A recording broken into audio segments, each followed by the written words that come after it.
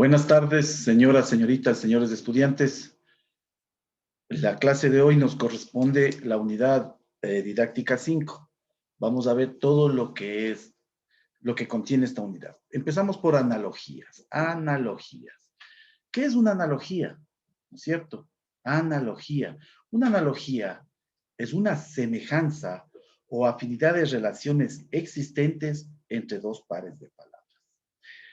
Sí, esta semejanza emerge a raíz del proceso de comparación. Estas semejanzas nacen a raíz de que se compara estas dos palabras. ¿Sí?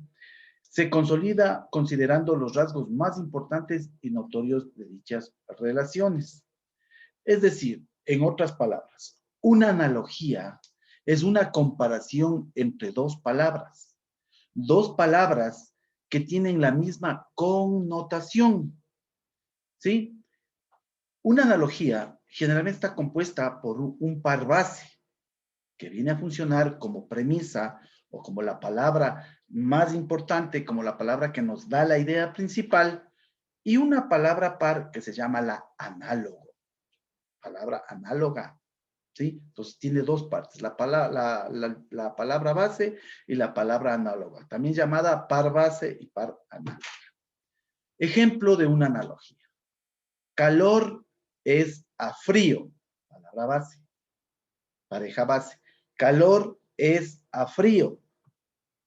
¿Sí? En este caso, en este ejemplo, nosotros estamos mezclando estamos mezclando dos palabras. En este caso son antónimos, es decir, son lo contrario, ¿cierto? Calor es a frío, la pareja base. Y la pareja análoga, como luz a oscuridad. Igual, estamos juntando dos antónimos en esa analogía. Entonces, la analogía es eso, ¿sí?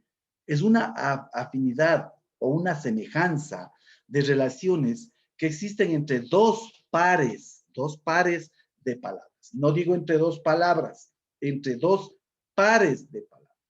En el caso del ejemplo que pusimos, calor es a frío, como luz es a oscuridad, estamos viendo la afinidad que existen entre dos pares de palabras. El par de palabras o la pareja base de palabras que es calor es a frío. En este caso estamos hablando de antónimos del calor y lo contrario del calor, que es el frío. Estamos comparando las dos palabras. Calor es a frío. Y aquí comparamos las dos parejas de palabras. Como luz es a oscuridad. Eso es una analogía. Cuando comparamos, ¿sí? Para ver rasgos entre dos pares de palabras. Aquí el rasgo común de las dos pares de palabras es que ambas son antónimos, es decir, el par de palabras, una palabra dice lo contrario de la otra, ¿cierto? Calor es a frío, como luz a oscuridad, ¿sí? Calor es a frío, la pareja base. Como luz es a oscuridad, pareja análoga. Estamos comparando los dos pares de palabras. Eso es una analogía. Pautas para resolver problemas de analogías. Vamos a ver unas pautas para resolver los problemas de analogías. ¿Sí? Primera pauta. Primera pauta.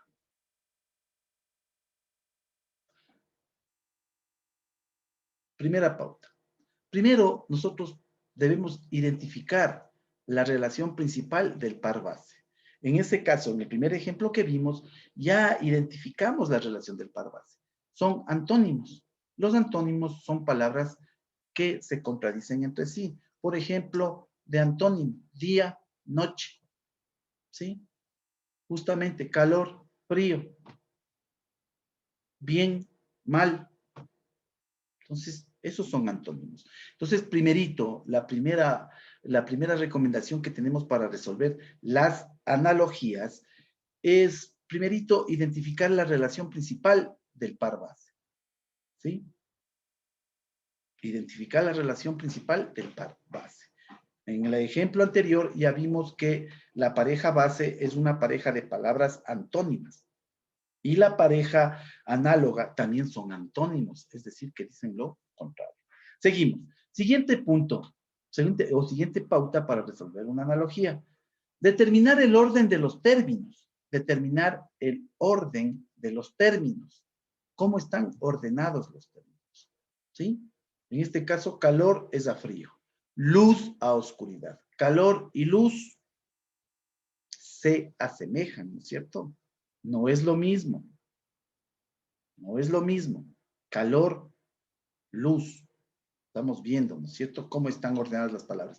Y vemos que están ordenadas por elementos, ¿sí?, que tienen algún parecido. Calor y luz. Las dos primeras palabras de la pareja tienen un parecido. Siguiente, identificar la relación secundaria. Identificar la relación secundaria.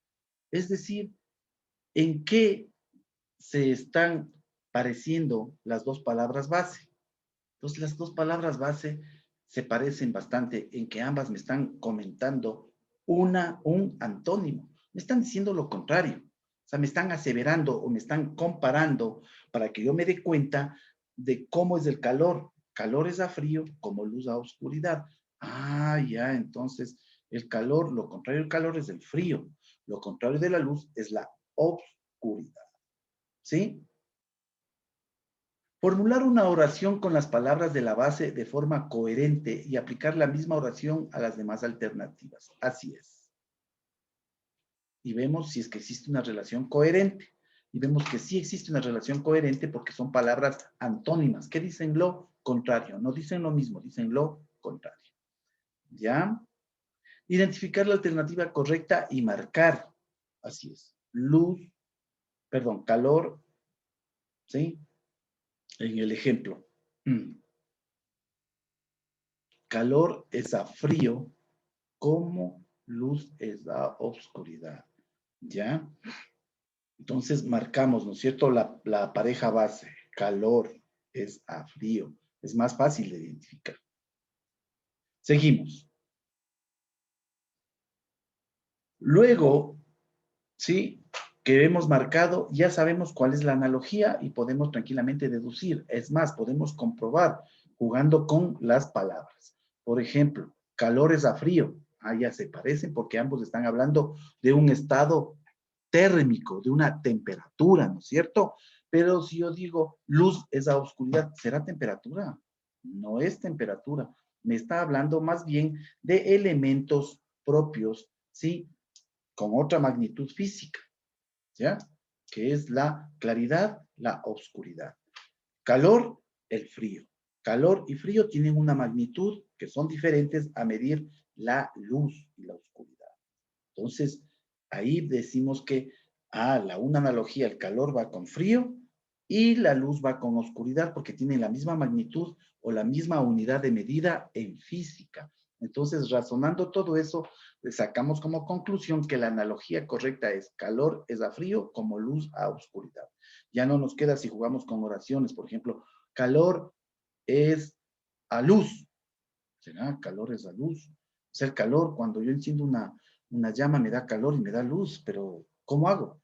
Pues no concuerda, ¿no es cierto? Porque tienen diferentes unidades de medida a nivel de magnitudes en física. Porque una unidad mide el calor, otra unidad medirá la luz. El calor es medido por grados, puede ser grados Celsius o grados centígrados o grados Fahrenheit. En cambio, la luz ya tiene otra unidad de medida, que es la candela. Entonces, son dos diferentes unidades de medida que no corresponden. Entonces, a esa analogía tenemos que hacerle que concuerde las unidades de medida para de esta manera verificar y realizar una correcta analogía, una correcta comparación entre los dos pares de palabras. ¿Sí? Existen varias clasificaciones de analogías, hay varios tipos de analogías, pero nosotros nos vamos a referir únicamente a las analogías horizontales, como la del ejemplo, y analogías verticales. Analogías horizontales. ¿Qué son las analogías horizontales? Este tipo de analogías se dan cuando la relación entre las parejas responde a la siguiente fórmula. Y ahí tenemos una fórmula. Yo les voy a compartir un documento donde está la fórmula, ¿no es cierto? Y vamos a ver. Aquí está la fórmula. ¿no es cierto? Analogías horizontales, ¿sí? Este tipo de analogías se dan cuando la relación entre las parejas responde a la siguiente fórmula. A es igual o es a B, como C es a D. Aquí en las analogías tenemos estos símbolos, ¿no es cierto? Símbolos, ¿sí? Los dos puntos, que en gramática se los lee, en analogía se los lee como A es. No ponemos un igual, A igual a B, porque no son iguales. Entonces, en analogía se ponen los dos puntos que se lee. A es a B. Y aquí estos 4 puntos, como C es a D. Ejemplo, metro es la longitud, unidad de medida, el metro de la longitud. Como la unidad de medida kilogramo es del peso. Ah, vea, metro es la longitud, como kilogramo es a peso. Ah, ya, ahí está resuelta la fórmula, ¿no es cierto? Seguimos. Marejada es a tsunami, como viento a huracán. Ah, me está aquí comparando la marejada. Cuando la marejada es fuerte, se forma el tsunami. Y el viento también, cuando el viento es fuerte, se hace un huracán. La analogía bien realizada. Rojo es a rosado, como azul es a celeste. Me está hablando aquí de la combinación de colores. Rosal, un rosal es a rosedal, como pino es un pinar. Ah, ya, perfecto. Cancha es a fútbol, como ring es a boxeo. ¿Sí? Entonces, ahí están las analogías horizontales, ¿sí? Y aquí está cómo se las lee, cómo se las descifra. ¿Sí? Y ahí podemos, el momento en que nosotros realizamos una perfecta lectura, una correcta lectura más bien de analogías, podemos ver si la lógica nos da que esas analogías concuerdan o no concuerdan. En este caso, metro es una unidad de medida de la longitud. Kilogramo, unidad de medida del peso, ¿cierto? Entonces sí concuerda. Metro es la longitud. Ah, el metro mide la longitud. Como el kilogramo mide el peso. Ah, sí, sí, concuerdo. Perfecto. Seguimos. Luego tenemos las analogías verticales. Analogías verticales. Las analogías verticales se dan cuando la relación entre las parejas responde a la siguiente fórmula. Ojo a la fórmula. Mira, aquí está diferente, ¿no es cierto?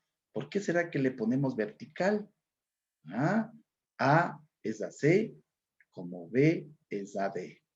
Aquí A, por eso ha sido vertical. A, A es a C, como B es a D. Dice, pero ¿por qué no le ponemos aquí los 4 puntitos? No, la fórmula correcta es ahí.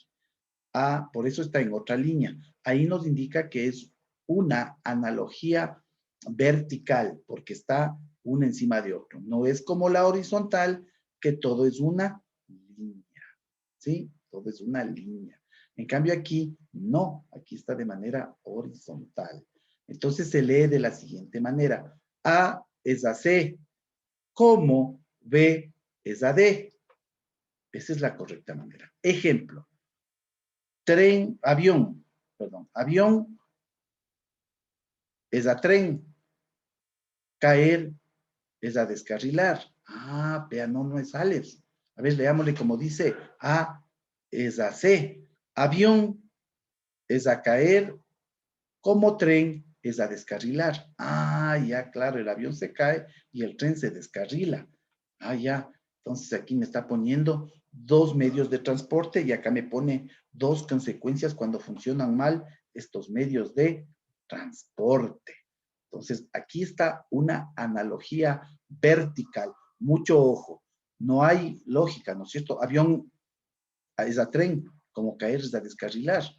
Es una analogía vertical, no concuerda. A ver, otra vez. Avión es a tren, como caer es a descarrilar.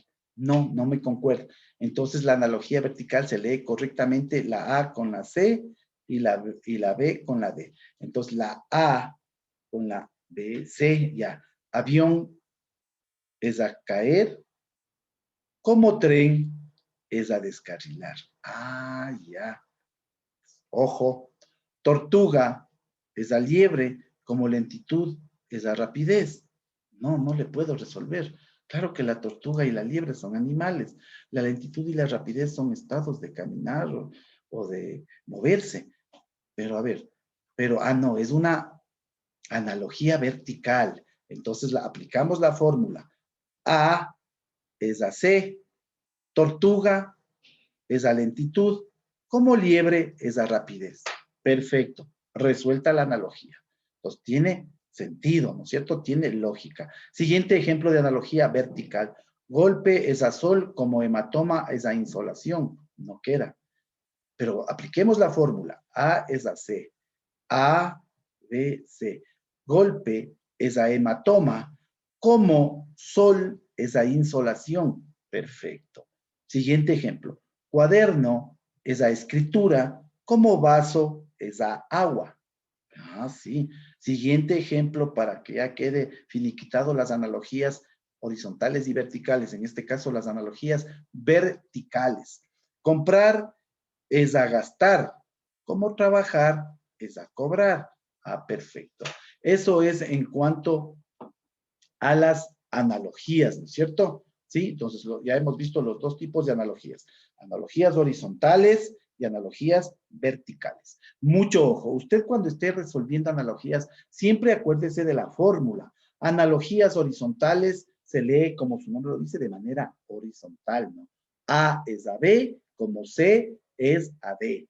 Pero las analogías verticales, en cambio, ahí cambia la fórmula, ¿no es cierto? A es a C, como B es a D. Y ahí logramos resolver ese tipo de analogías verticales. Listo, seguimos. El siguiente tema es la lectura analógico-valorativa. Pero, ¿qué es esta lectura analógico-valorativa? ¿Qué nos dice? ¿Qué nos transmite? ¿Para qué nos sirve? Bien, la lectura analógico-valorativa es una estrategia de la comprensión lectora o para comprender de mejor manera lo que nosotros leemos, ¿sí? Esta estrategia de lectura analógico-valorativa capacita al lector para emitir juicios, pero juicios valederos, ¿no? Que se llaman juicios de valor respecto a un determinado tema, ¿sí? Y con estos juicios que hace producto de la lectura analógico-valorativa, le permite emitir un juicio y asumir una posición frente a lo que el texto dice. No se trata solo de saber lo que dice el texto, ¿sí? Lo que, por ejemplo, dicen, Lazo está en segundo lugar y Jaco Pérez en tercero, ya sé. Pero ahora, ¿cómo le doy un valor? ¿Cómo emito un juicio de valor sobre la base de qué me sirve y qué no me sirve? ¿No es cierto? ¿Cómo emito esto? Bien, no se trata solo de saber lo que dice el texto, sino descubrir cómo lo dice y por qué lo dice. Cómo lo dice y por qué lo dice. Este tipo de lectura consiste en relacionar lo que se interpreta directamente en el texto con otra información extraída de otro texto y tomada de la vida real. Así es. Por eso es lectura analógico-valorativa. Yo emito un juicio de valor, pero no solo con lo que me dice el primer texto, sino yo investigo y de acuerdo a lo que me dice otro texto, yo puedo emitir ya un juicio de valor y comparar la información. Este tipo de lectura nos permite vincular la información leída y extender el conocimiento más allá de lo que me dice el primer texto, ¿no es cierto? Es como que yo, un ejemplo, estamos viendo lo que dice el libro de texto, ¿no es cierto? De segundo de bachillerato. Pero si yo solo cojo y copio lo del libro, quedo ciertos vacíos. Y esos vacíos tienen ustedes cuando hacen los resúmenes. Pero cuando ya tenemos las clases, nosotros vamos y reforzamos eso y aclaramos ciertos puntos, ¿no es cierto? Es lo mismo que se hace con la lectura analógico-valorativa. Por eso este tipo de lectura nos permite vincular la información leída y extender el conocimiento más allá del texto. ¿Producto de qué? De que hemos concurrido a otras fuentes de investigación para fortalecer los conocimientos sobre un determinado tema. Como consecuencia de esta relación, el lector expresa juicios de valor, ya dijimos, ¿no es cierto? Como el lector ya tiene un conocimiento amplio sobre un determinado tema que está tratando el texto y tal vez él tiene conocimientos más allá de lo que dice ese texto, no está diciendo únicamente o no tiene los conocimientos únicamente del texto que le dieron, sino que investigó e inclusive se informó por otro tipo de fuentes sobre ese tema y tiene un conocimiento vasto, lo que le permite expresar un juicio de valor personal, es decir, mi punto de vista respecto a tal o cual tema, ¿sí? Siguiendo lógicamente el criterio de su preparación académica, de su moral y la realidad ante una situación determinada. Así es, hay que ser realista, ¿no es cierto? No puedo, porque ya tengo conocimiento, coger y soltarme cosas y casos que no son acordes a la realidad social, económica, política que vive el país, entre otras cosas. Como el procedimiento para realizar la lectura analógico-valorativa. ¿Qué procedimiento hacemos? Primero, releer todo el texto. No dice leer, releer, leer y volver a leer todo el texto, deteniéndose en las informaciones relevantes. Dos, relacionar las distintas partes de la información con otros textos, con temáticas similares o textos diferentes con formatos similares. 3.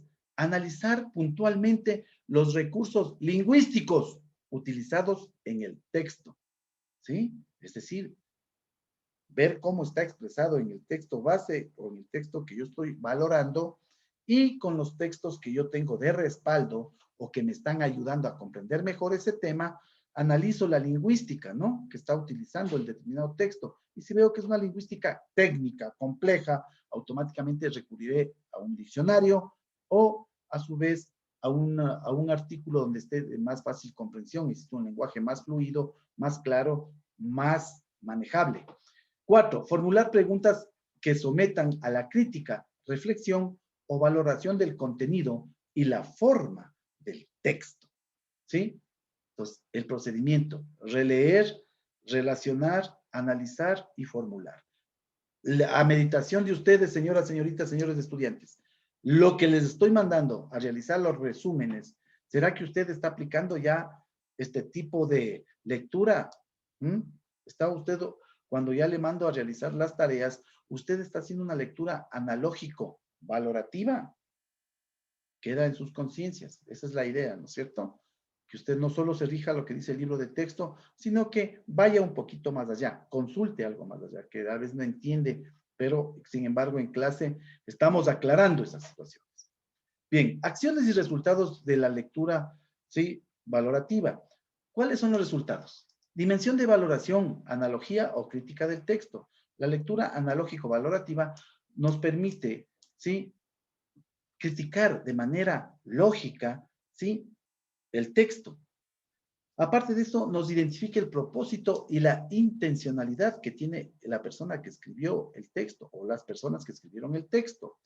Reconoce el grado de confiabilidad del texto. El grado de confiabilidad se da en investigaciones o en proyectos educativos. En este caso, el texto es un proyecto educativo, ¿no es cierto? Que nos permite o que nos accesa al conocimiento. Entonces, nosotros cuando hacemos la lectura analógico-valorativa, nosotros podemos ver si el texto es fiable o no es fiable a nivel científico y con la entrega de los conocimientos adecuados para nosotros poder continuar con nuestra fase de aprendizaje hacia el bachillerato. Entonces, la fiabilidad de la confiabilidad es el proceso, o más bien la confiabilidad de un texto es que ese texto me está dando los conocimientos científicos, en primer lugar, necesarios. En segundo lugar, que son reales, que son fiables, que no son mentiras en pocas palabras, sino son conocimientos confiables, fiables, que yo puedo aplicarlos y comprobarlos en cualquier fase del conocimiento. Luego, siguiente acción es que capta el tono del texto y el tipo de lenguaje empleado. Así es, cuando usted hace una lectura valorativa, ¿no es cierto? Analógica valorativa, usted automáticamente sabe qué tipo de lenguaje le está transmitiendo ese texto. No es lo mismo leerse un libro, por ejemplo, de leyes, que leerse un libro de medicina, que leerse un libro de educación, que leer un libro de ciencias sociales, que leer un libro de lengua y literatura. su contenido es diferente, ¿no es cierto? ¿Sí? El lenguaje empleado es diferente.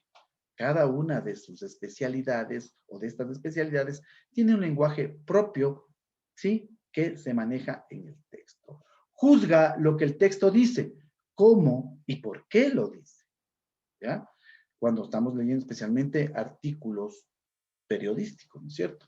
Valora lo que el autor expone en relación con otros textos del mismo asunto. Así es. Usted puede emitir un juicio de valor y comparar con otros textos, por ejemplo, de la misma asignatura, pero de otra imprenta. Por ejemplo, nuestros textos son LNS. Ahora yo quiero comparar con los textos de otra imprenta, por ejemplo, con los textos hay los textos de LNS, hay los textos Norma, por ejemplo, de editorial Norma, también hace textos eh, didácticos para aprendizaje de básica, prebásica, básica y bachillerato. Dicen, ve, acá son más explicativos estos textos, etcétera. Pero si usted realiza conscientemente una lectura analógico-valorativa e inclusive recurre a otras fuentes de consulta. Juzga la importancia del escrito con relación con la época en la que fue escrito y con la actualidad. Así es. Hay respuesta emocional al texto leído. Aprecia artísticamente el texto en caso de ser en caso de ser necesario. En este tipo de lectura, el lector debe centrar su atención en 5 aspectos del texto. Primer aspecto, ¿es confiable la fuente de información? ¿Es confiable este texto? ¿El autor es experto en este tema? ¿Qué preparación tiene o a qué se dedica el autor del texto? ¿La editorial tiene prestigio o pertenece a algún grupo económico, cultural o político? Por ejemplo, los textos que usted maneja son editorial Don Bosco, ¿no?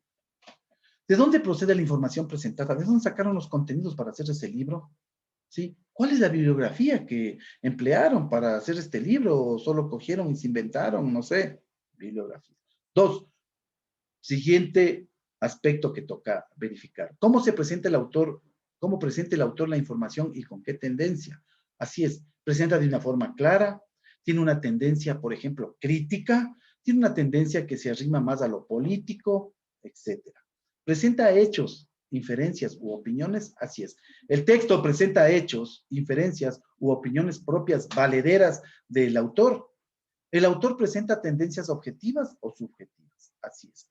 Ustedes saben que la educación, si nos ponemos a analizar ya filosóficamente, los objetivos de la educación responden a ciertos intereses. Por ejemplo, en los años 70, la educación era industrializada, es decir, que formaba obreros únicamente, no formaba ingenieros, formaba obreros, es decir, mano de obra semicalificada para producir las grandes industrias, ¿sí? Entonces, a estudios más allá de las tecnologías ya no había acceso, por muchas cosas. Bien, seguimos. ¿Cuál es el tono del texto? ¿Sí? ¿Qué emociones, sentimientos expresa y qué argumentos o argumentaciones presenta el texto? ¿Sí? Finalmente, realizar una lectura crítico-valorativa permite producir comentarios del texto de manera sustentada sobre elementos que usted investigó, sobre elementos que usted verificó, ¿sí? Aparte de eso, le permite hacer de mejor manera las críticas respecto a tal o cual texto, les permite hacer ensayos sobre el uso de tal o cual texto. Y sobre todo manifiesta emociones y sentimientos, ¿no es cierto?, de autor. Bien, seguimos. Siguiente punto, las normas APA. ¿Cuáles son las famosas normas APA? Ustedes ya vieron con el señor rector las normas APA. Usted debe dominar las normas APA. ¿Por qué? Porque son normas mundiales sobre cómo presentar, por ejemplo, textos académicos. Puede ser ensayos, puede ser monografías, puede ser tesinas o tesis, proyectos, entre otras cosas. ¿Qué son las normas APA? Las normas APA son unas siglas, ¿sí?, norteamericanas, que corresponde a la Asociación Americana de Psicología. APA en inglés es American Psychological Association, ¿sí? APA, American Psychological Association, APA.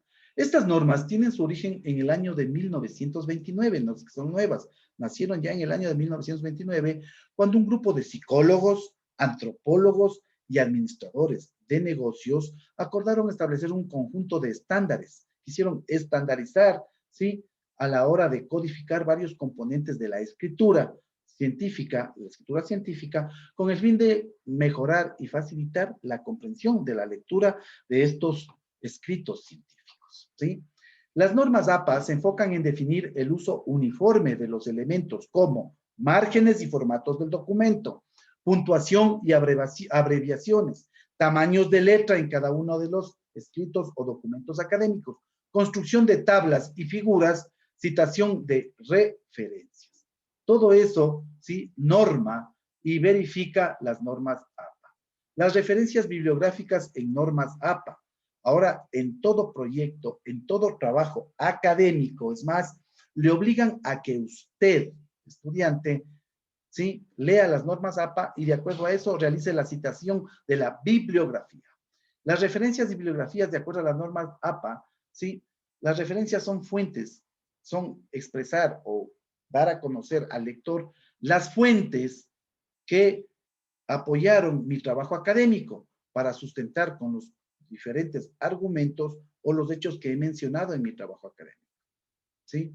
En otras normas se llama la bibliografía, pero también en las normas APA se llama referencias y bibliografía, APA. Bien, el formato APA en el formato APA se debe citar la referencia en el texto y adicionalmente agregarla en la lista de referencias, ¿sí? Generalmente acá tenemos algunos ejemplos que les voy a indicar, voy a compartir pantalla para darles algunos ejemplos en las normas APA, ¿ya? Vamos a compartir pantalla. Bien, vamos a compartir pantalla en normas APA. Ya, aquí estamos, ¿no es cierto? Ejemplos de normas APA. Aquí dice claramente, en investigaciones hechas por estudiantes de la Universidad Distrital, ejemplos, se encontró una correlación entre el número de invertebrados de la zona y la cantidad de bacterias en un ecosistema. Libro de Gutiérrez, año 2013. ¿Sí? En este ejemplo, utilizamos una forma de citar las referencias llamado formato de paréntesis. Formato de paréntesis. ¿Sí?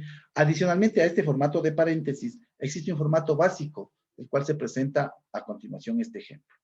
Como afirma Gutiérrez, 2013, en previas investigaciones hechas por estudiantes de la Universidad Distrital, se encontró una correlación entre el número de invertebrados en la zona y la cantidad de bacterias en el ecosistema. ¿Sí? Aquí tenemos otra forma de citar.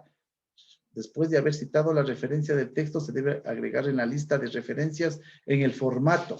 Siempre al pie de página existe, ¿no es cierto? Si en caso necesitamos poner, las páginas o estamos citando verbalmente, se ponen las referencias en el formato según el tipo de publicación que se esté referenciando.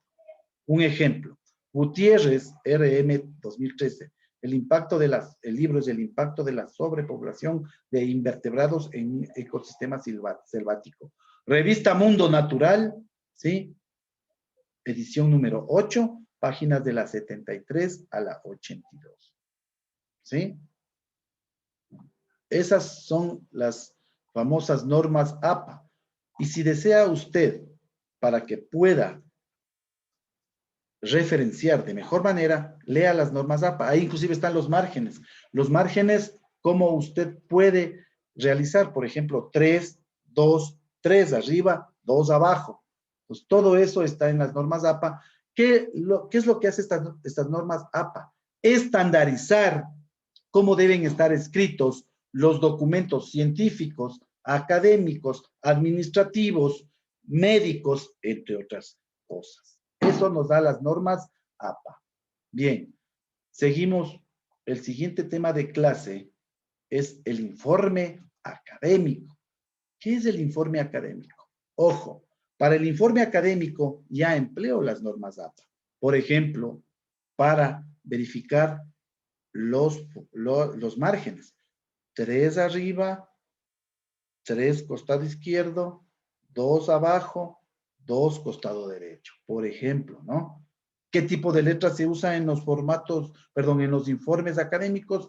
Puede ser una letra sencilla, como puede ser Arial, o puede ser Calibrí, que no tenga adornos para que sea su fácil lectura y no sea cansada a la vista, por ejemplo, ¿no? Para eso son las normas APA, para estandarizar. Y luego ya con las normas APA, nosotros vamos a entrar al informe académico. ¿Qué es el informe académico? El informe académico no es más que un texto que se elabora cuando finaliza una actividad investigativa, una actividad científica, una actividad académica.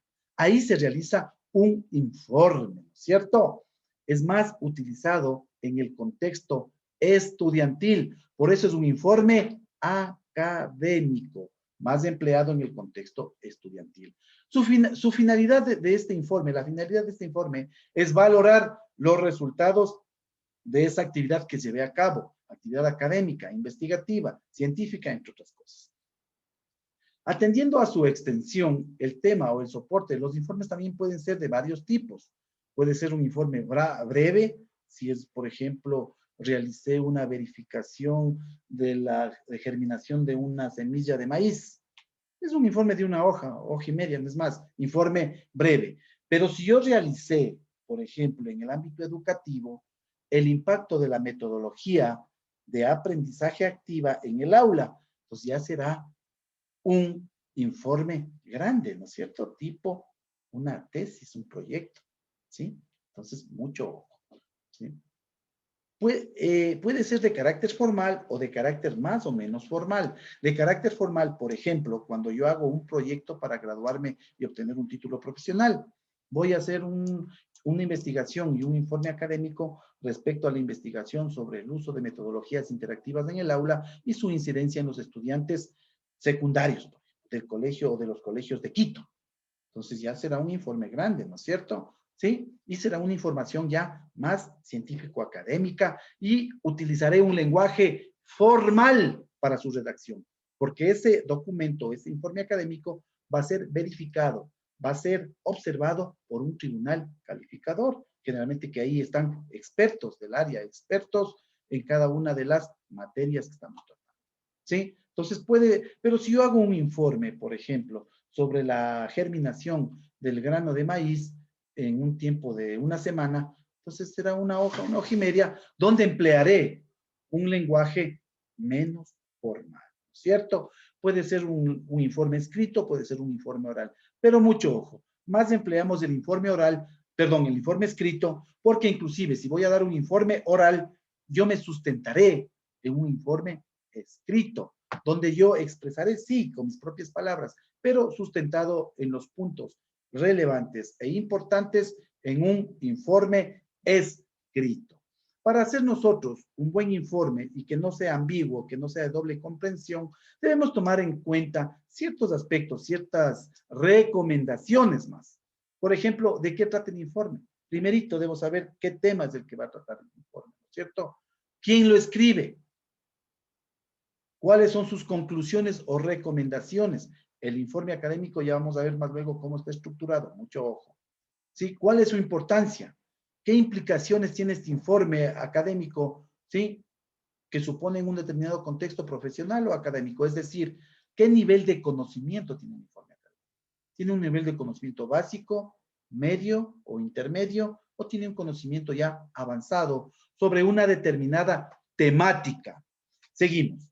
La estructura que debe seguir el informe es la estructura del informe, mucho ojo. Primero tiene una sección preliminar, ¿no es cierto? Una sección preliminar donde irá el título, el tema, irá algunos objetivos, por ejemplo, objetivo general, la metodología que he empleado, si es que es necesario, o los procedimientos que he realizado durante esa actividad académica. Pero eso va primerito, ¿no? Sección preliminar comprende el título, el tema, y si es que es necesario, un objetivo. O de manera general que englobe los procedimientos que he realizado en ese determinado proceso académico o investigativo. Luego de la sección preliminar 2 viene el cuerpo del informe. El cuerpo del informe, ¿sí? En el cuerpo del informe se describe el proceso desarrollado, primerito el proceso desarrollado desde un principio, y luego se expone la información que yo encontré, que yo hallé, o resultante de ese proceso investigativo o académico, y esa información debe estar debidamente ordenada y sustentada. Luego de eso tenemos la sección de anexos y referencias, comprende las fuentes consultadas, instrumentos de aplicados, si es que es necesario, ¿sí? Entre otras cosas. Principales características del informe son: debe tener una máxima objetividad, sustentar datos o contener hechos verificables con pruebas concretas, ¿sí? Segundo, los informes deben estar expresados en un lenguaje preciso y lógico, desprovisto de adornos y de ciertos elementos que, en lugar de darle mayor nivel de comprensión o mayor nivel de tecnicidad, le dan un nivel de ambigüedad y de contradicción. Entonces, debe estar expresado en un lenguaje preciso y lógico, sin adornos. Los informes se apoyan si es que es necesario, deben apoyarse en tablas, en resúmenes, en datos estadísticos, entre otras cosas. Se utiliza los informes para dar una información específica a personas interesadas o competentes para la toma de decisiones, ¿sí? Para eso es un informe académico. Generalmente estos informes utilizamos para dar a conocer una información específica, producto de un trabajo investigativo o académico, a personas interesadas o competentes para tomar diferente tipo de decisiones, ¿sí? Eso es un informe académico. Seguimos con la clase. Vicios sintácticos del lenguaje. Los vicios sintácticos del lenguaje son los que más afectan la comunicación lingüística, en la medida que rompen directamente la estructura gramatical, ¿sí? Es decir, las palabras, cuando son mal expresadas, automáticamente, aparte de romper la estructura gramatical, nos dificulta el proceso comunicacional, ¿no es cierto? Porque yo no le entiendo, no le comprendo. Digo, no, es que esa palabra no he escuchado. Vamos a ver más adelante, ¿no es cierto? Seguimos. Los vicios sintácticos más recurrentes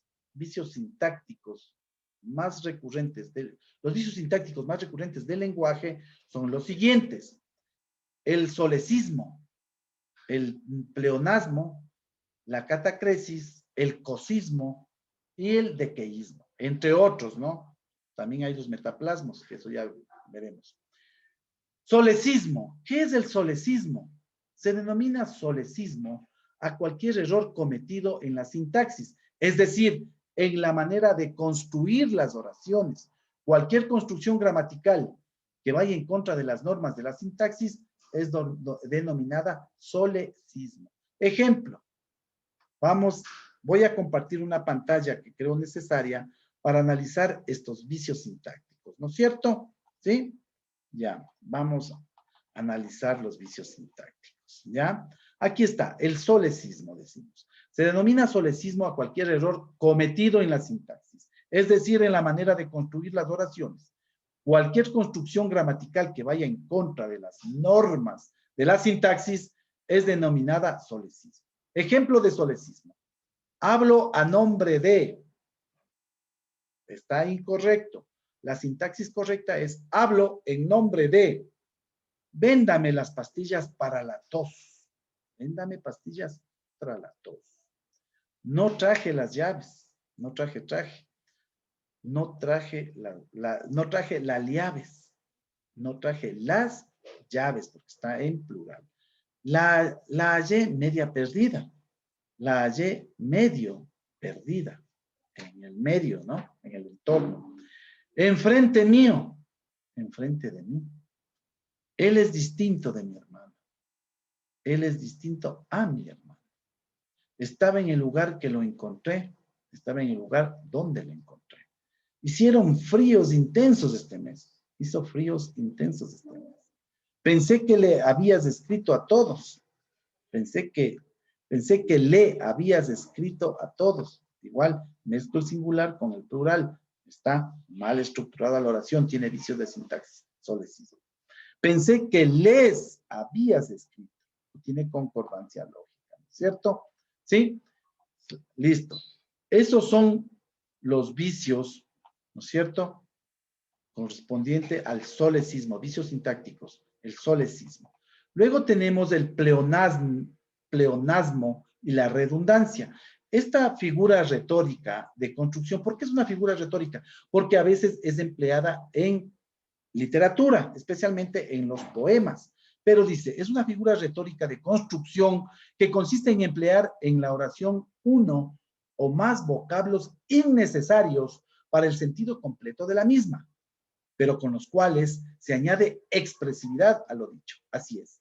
Es más empleado en literatura, por eso es un recurso literario para darle mayor expresividad, mayor belleza a lo que escribo, por ejemplo, en un poema, pero en un poema, no en la vida cotidiana. Ojo, cuando se utiliza de manera inconsciente y no con fines literarios, retóricos, se convierte en un vicio de dicción, al que llamamos redundancia, el cual consiste en usar palabras innecesarias para el sentido de la idea que se quiere comunicar. Ejemplo de pleonasmo o redundancia. Lo vi con mis propios ojos. Sintaxis correcta, lo vi. Salir afuera. Salir nada más. Subir para arriba. Sintaxis correcta, subir. Volar por el aire. ¿Por dónde más va a volar? Sintaxis correcta, a volar. Me parece persona humana, persona humana. Persona animal no he visto. Persona humana, pero sí, la sintaxis correcta es una persona, ¿no es cierto? Me parece a mí que, me parece que. Tuvo hueco por dentro, tuvo. Lapso de tiempo, es un lapso. Una jauría de perros, es una jauría, porque solo los perros andan en jauría, ¿sí? ¿No es cierto? Los leones andan en manada, los felinos. Entonces, eso es el pleonasmo y redundancia. Es cuando nosotros empleamos de manera innecesaria, ¿sí? Palabras que se vuelven a repetir en la misma oración. Por eso es redundancia, redundan. Pero ojo, esto no es que no se utiliza, es contrario, es un vicio. Sí es un vicio cuando es mal empleado, pero cuando es bien empleado, y es más, es una figura literaria, es una figura retórica que sirve para darle mayor expresividad y belleza a un poema, por ejemplo. Lo vi con mis propios ojos cuando ella lloraba por el amor. Mire, entonces ahí es diferente. Pero si yo digo, lo vi con mis propios ojos, se cayó. Lo vi. Listo. Luego tenemos la catacresis. ¿Qué es la catacresis?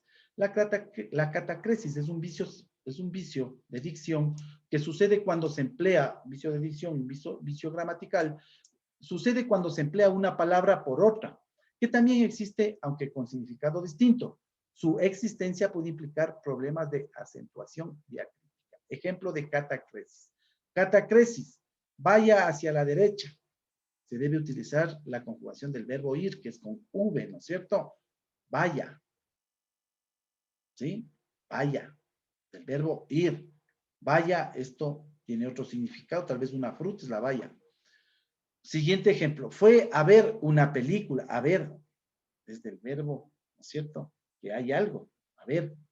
Pero acá, en cambio, el verbo ver, observar, es con V y con la palabra a separada, a ver, a observar, ¿sí? Mucho ojo, es la catacresis. Luego tenemos el cosismo. ¿Qué es el cosismo? El cosismo es el abuso de la palabra cosa, con la que se intenta designar a todo. Por eso es cosismo. Es el abuso de la palabra cosa, con la que se intenta designar todo. Ejemplo de cosismo. La religión es cosa tuya. La sintaxis correcta es: la religión es problema tuyo. Trabaja en la cosa educativa. Sintaxis correcta, trabaja en el área de educación. La cosa es que tienes que ir. Cosismo. Sintaxis correcta, el asunto es que tienes que ir.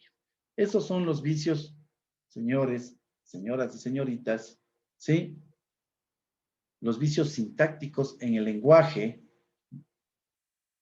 ¿sí? Más recurrentes que el solecismo, el pleonasmo, la catacresis, el cosismo. Seguimos. ¿Cómo hacer una entrevista? Siguiente punto. ¿Cómo hacer una entrevista? La entrevista es una forma de diálogo dirigida. La entrevista no es más que un diálogo dirigido, ¿no es cierto? La entrevista es un diálogo dirigido, en la cual una persona realiza preguntas, que se llama entrevistador, y pregunta a otra persona que va a responder esas preguntas, que es el entrevistado. Entonces, en la entrevista simplemente es un diálogo dirigido donde existen dos entes fundamentales: el entrevistador que realiza las preguntas y el entrevistado que responde las preguntas. Las preguntas pueden ser de diferente índole, ¿no es cierto?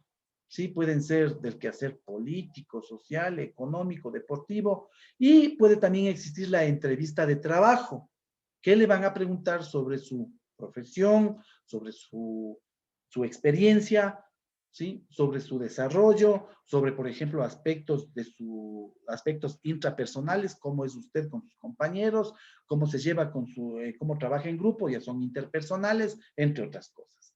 La entrevista consta de tres partes fundamentales. Tres partes fundamentales tiene una entrevista: la presentación, el cuerpo y el cierre.